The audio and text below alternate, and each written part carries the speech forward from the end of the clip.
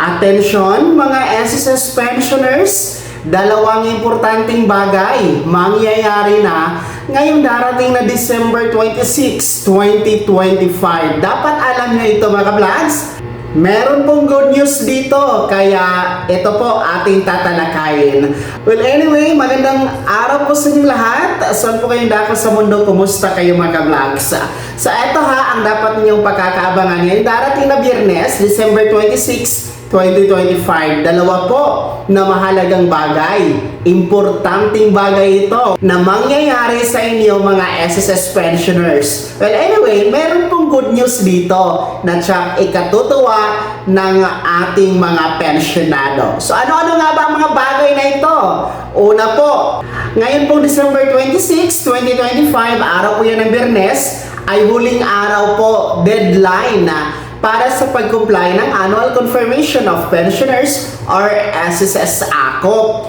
Yes mga ka-vlogs, para ito sa mga pensionado pong merong buwan ng kapanganakan nitong Disyembre at ang edad po ay nasa 80 pataas. Okay? 80 years old pataas at ang buwan ng kapanganakan ay nitong Disyembre. Kayo po ay kailangan mag-comply ng ACOP, no, dito ka man sa Pilipinas o nasa abroad, no, mga retired pensioners, total disability pensioners, survivor pensioners. Aba, kailangan talaga kayo mag-comply ng ACOP. Yan po ang sinasabi ng SSS Circular Number 2023-013 mga ka-vlogs, no? Na every birth month, kailangan magpa-ACOP, kailangan mag-report ang ating mga pensionado merong 80 ang edad pataas. So yung mga 79 years old below, hindi po kayo kasama ha. And take note mga ka-vlogs, kung dalawa po ang pensyon na inyong tinatanggap kay SSS, dalawang ACOP report form ang kailangan ninyong isubmit kay SSS. Halimbawa po, kung kayo ay retiree pensioners at at the same time, survivor pensioners din po kayo. So dalawa po na ACOP form na report ang kailangan nyo pong fill upan at isubmit kay SSS. Well, para po sa ating mga pensionado na nasa abroad, huwag na kayong umuwi sa Pilipinas na mag-comply lamang ng ACOP dahil pwede nyo na pong gawin ang ACOP compliance online. Mag-set kayo ng online appointment kay SSS para po makapag-set ng video conference schedule. So, online video conference schedule, I think via MS Team or Microsoft Teams na app ang gagamitin niya ni SSS. And Philippine Standard Time po ang gagamitin niyan mga ka-vlogs, no? Dahil nasa Pilipinas naman po ang SSS na kabase. So saan man po kayong dako sa mundo, Philippine Standard Time kapag video conference ang gagamitin ninyo sa pag-comply ng ACOP. Well, pwede po yan ha. Pangalawa, pwede kayo mag-walk-in, yung mga nasa Pilipinas lang o malapit sa mga branch ni SSS, naka po pwede kayo mag-walk-in para mag-comply ng ACOP. No, fill up kayo doon ng ACOP na form and yun, pwede po yun.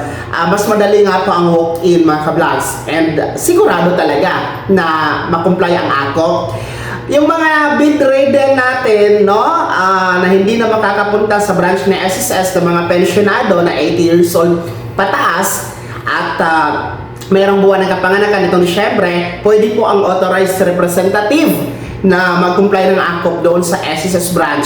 No, provide lamang po kayo ng inyong SSS ID or UMID, then authorization letter, then yung valid ID din po na yung authorized representative. So po pwede po yun mga ka-vlog. So please comply your ACOP, no, bago or dapat matapos ito last day ngayong December 26, araw po yan ng Biyernes.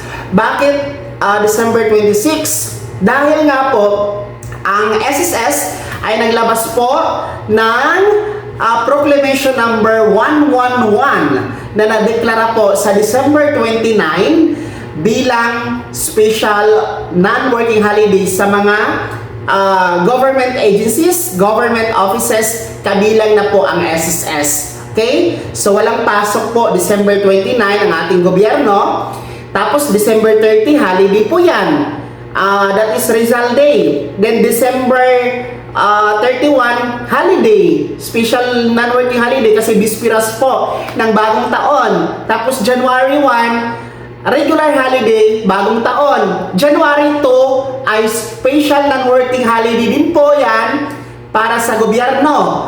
No, ayon sa Proclamation number 111. Kaya, ibig sabihin, December 26 ngayong Biyernes, ang huling working day ni SSS bago matapos ang 2025. And that is the last day, deadline po sa pag-comply ng SSS AKOP. Huwag kaligtaan dahil nako po, baka hindi po kayo makakatanggap ng pensyon by January or February kapag hindi nyo kinumply ang AKOP. Ngayong Disyembre, mga ka-vlogs, particular December 26, deadline po yan. Para tuloy-tuloy ang pensyon, no? Para po hindi maputol ang pensyon, please comply your AKOP, mga pensyonado. Pangalawa po, na importanteng bagay na magaganap ngayong December 26, araw ng Biyernes, nako po, that is good news naman.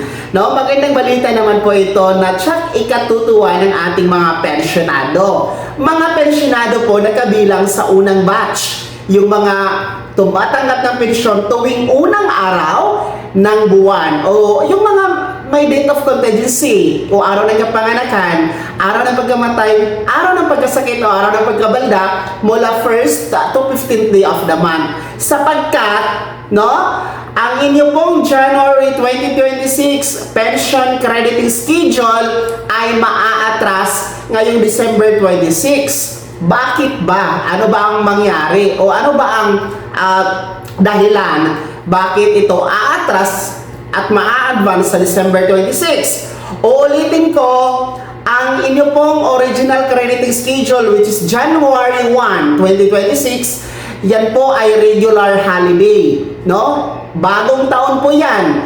And ayon sa SSS circular na kapag natapat ang original na petsa, no, sa holiday o weekend, yan po ay iaatras sa pinaka-last working day ni SSS. So, January 1, holiday. December 31, holiday, kasi nga bispiras ng bagong taon. December 30, holiday, kasi nga po Rizal Day. December 29 ay special non-working holiday din po sa mga government offices and agencies. Dahil po yan sa Proclamation number 111 na pinirmahan ni Pangulong Bongbong Marcos sa Malacanang Palace, mga ka-vlogs, na yan po ay holiday sa mga gobyernong opisina at ahensya para po mas mahaba po ang pagpapahinga ng ating mga nasa gobyerno, no, dito sa bagong taon. So kabilang na nga po ang SSS dyan dahil ang SSS ay state-run na insurance corporation ito, mga ka-vlogs, no, under the pamamahala po ng ating gobyerno. So ibig sabihin, no, December 26 po ang pinaka-last working day ni SSS at yan nga po diyan magaganap, no, ang pension crediting schedule para sa ating January 2026 ng ating mga unang batch. So 1 week advance, mas maaga kayo sa inaasahan, kahit pa paano mas maaga nyo pong makukuha ang inyong pensyon. At syempre, magagamit nyo yan sa pagsalubong sa bagong taon, mga unang batch, no? And tabayanan nyo po yan sa inyong ATM card. Actually, ngayon na yung Biyernes, December 26, 2025. So magandang balita yan na tsak matutuwa ang ating mga SSS pensioners. At yan po ang dalawang importanteng bagay ang magaganap at mangyayari ngayong Disyembre 26, 2025, araw yan ng Biyernes. Ulitin ko, deadline yan sa pag-comply ng AKOP.